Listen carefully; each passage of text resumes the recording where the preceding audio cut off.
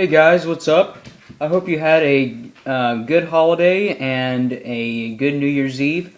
Sorry I have not made a video in a while. I just have been busy and I just haven't really had much to make a video about. But today I wanted to review The Hobbit, The Battle of the Five Armies. And overall it was a pretty good movie. I've seen it about twice now and I liked it. There's a few things that I thought they could have done a little bit differently, there's a few things that I did not like too much, but for the majority of the movie I liked it. The action was good, the story was good, the stuff they did with Smaug at the beginning was good. I mean, I kind of expected him not to be in the movie that long, and he wasn't. He was in the movie for about 15 minutes or something like that at most, but overall, I liked it. The story was good. The ending was a little rushed. I will give it that. The ending was a little rushed. But you have to understand that this movie was already 2 hours and 30 minutes long. So that's why it was kind of rushed. But anyway, I'll go through the pros and cons of this movie. So, for pros, like I said, good action throughout the movie. Let's see, the good story. And the guy who played Thorin, Richard Armitage, I think is his name. Isn't that what his name is? Richard Armitage or something like that. I don't know. You guys can correct me in the comments below. But either way, he did a great job playing Thorin in all three movies, especially in this one, because in this one he was kind of portrayed at the beginning as this greedy king that was like an asshole with the dwarves and all that. Like he was being a complete dick to the other dwarves and to Frodo and all of them, thinking that they had stolen his Arkenstone, and you could see that the gold was corrupting his mind. And the back and forth he has with Bard, where he's like, I'm listening, and all this stuff with Bard and with the Elven King, I thought it was just great dialogue and stuff between the Elven King, Bard, and Thorin. I thought they just did a great job with that. And later on in the movie, Thorin redeems himself. He's no longer a dick to the dwarves or to Bilbo. He throws off the king crown and goes back to the way he was before as Thorin Oakenshield, not King Under the Mountain. But one thing that I did think was goofy about that was he should have kept on his armor, because when he stopped being all corrupted by the gold, he should have taken off his crown and just left on that armor. Because if he had on that armor, he probably would not have gotten killed. And yeah, there will be spoilers in this review. Although if you guys have read the books, you'll know what happens in this. But anyway, so that was the pro right there. The guy who played Thorin, Richard Armitage, was good. The Elven King, the guy who played the Elven King, was good. The action was good. The dialogue was good. I also did not mind Tauriel and Keely too much in this one. It did not bother me as much, either in the Desolation of Smaug. I just think, though, that, to me, Tauriel should have gotten killed off, because after Keely dies, she really has no reason to live after he dies. So I think one of the orc chiefs or whoever should have killed her off too, and then that way Legolas would have felt more guilty about it, that Keely had died and that Tauriel had died. But for some reason they decided not to have Tauriel get killed, even though I was coming in with the idea that she was gonna die, but she didn't. But anyway, so I liked that, and I also liked the teases to the Lord of the Rings trilogy in this movie. Like, they had so many good teases. Like, I liked the stuff with the Necromancer. I mean, Galadriel was just like a complete badass. Gandalf was a badass. They have Saruman in there, and they have Elrond, and they're all fighting the, Ring Wraiths and the Necromancer and all that. So I thought that was really cool, and I won't spoil too much. Like I said, I was just going to spoil a couple of things. But like I said, I liked the tease to the Lord of the Rings in that segment after they were dealing with the Necromancer. I thought that was very well done.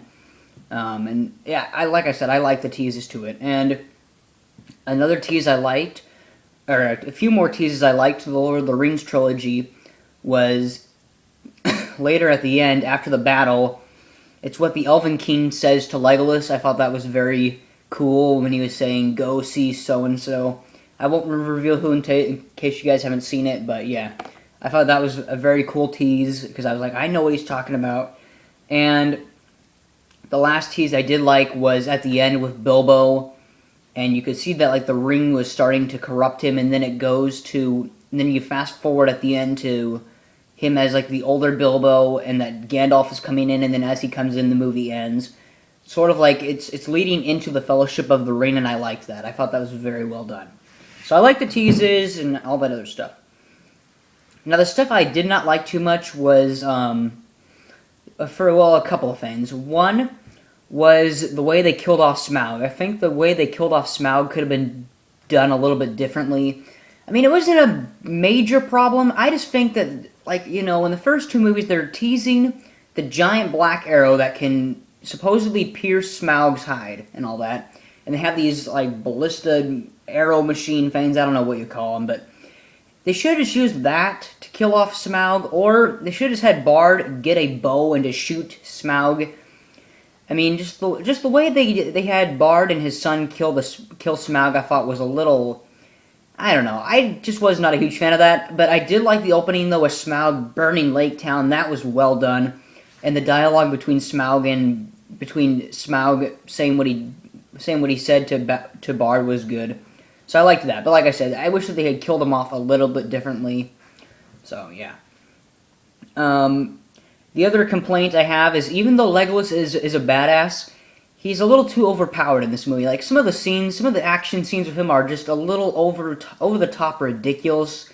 I mean, like, we all know Legolas. He's, like I said, he's overpowered. He's a badass. You see him in the Two Towers surfing down those Helm's Deep steps on like a shield shooting Uruk-hai, and you see Legolas in like the third Return of the King climb up that elephant and kill it. This one I think was a lot worse though, because he somehow was able to reach up and grab a bat and and have the bat fly him around to wherever he needed to go, which I thought was a little weird. Even though elves are light, to me it was just a little weird to see him flying around on a bat. But yeah. The other thing I was not a huge fan of was when he jumped from the tower, stabbed the troll in the head. That was fine, but then he somehow was able to direct the troll to hit the tower and knock it over. So yeah, like I said, there's going to be some spoilers. But yeah, that I thought was just a little over the top. I was kind of rolling my eyes at that. And lastly, the last part that made me roll my eyes was when he's like jumping, like the building that him and this orc boss are fighting on. I think the orc's name was Bolg, I think. Something like that.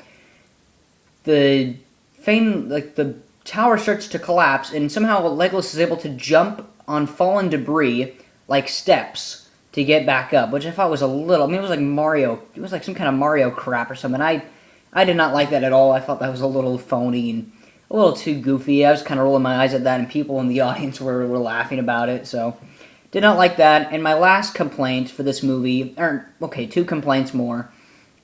One of them was, and people made a good point about this, and I didn't think about it till the second time I saw it, when someone else pointed out to me, that you never see the dwarves, Thorin, any of them get the Arkenstone back, because all we see of it after Bilbo takes it to the Elven King and Bard is that Bard tries to give it to Thorin, but Thorin doesn't want it, or thinks that it's fake, so then Bard just hides it away in his sweat, in his coat or whatever, and that's the last time we ever see the Arkenstone in this movie. So we don't know what happens to the Arkenstone. We don't know if the dwarves got it, if Bard had dropped it, if he's now the king under the mountain. We don't know. But that's why I tell people, because I know a lot of people were complaining about that, and with good reason. But like I said, you have to understand that this was a 2-hour and 30-minute movie, so you have to wait till the extended edition. When the extended edition comes out, that will be like 30 extra minutes of Hobbit awesomeness. So just wait for the extended edition. I'm sure Peter Jackson and them will explain what happens to the Arkenstone. They might go into more detail about what happens at the end with how much Bilbo got of the share of the treasure, how they dealt with Thorin, and how the dwarves decided who would be in charge of Under the Mountain and all that. So like I said, that was the two complaints, was you don't know what happens to the Arkenstone, and the ending was a little rushed. But like I said, when the extended edition comes out, I'm sure more will be explained. So that's going to be my review, guys. Let me know what you think of The Hobbit, The Battle of the Five Armies. Did you like it, or are you like one of those ignorant Tolkien fans who only like the books, and if there's anything wrong with it, and if there's any changes in the movies, you hate the movie because you're ignorant and stupid. So, like I said, I might do a review of the first two Hobbit movies. I just figured that I would do the third one first because it's the newest one that came out. I might review the first two some other time. But anyway, let me know what you guys think. Did you like The Hobbit, The Battle of the Five Armies? Like my video, comment on my video, and subscribe. And that's going to do it for this video, guys. But one thing I also want to say is that I got a ton of video games and movies for Christmas, so once I start to play them a little bit more, I should be doing some reviews on the video games or movies if I choose to. And I might also do some other movie reviews. But that's going to do it for this video, guys. I hope you enjoy the video, and I will talk to you soon.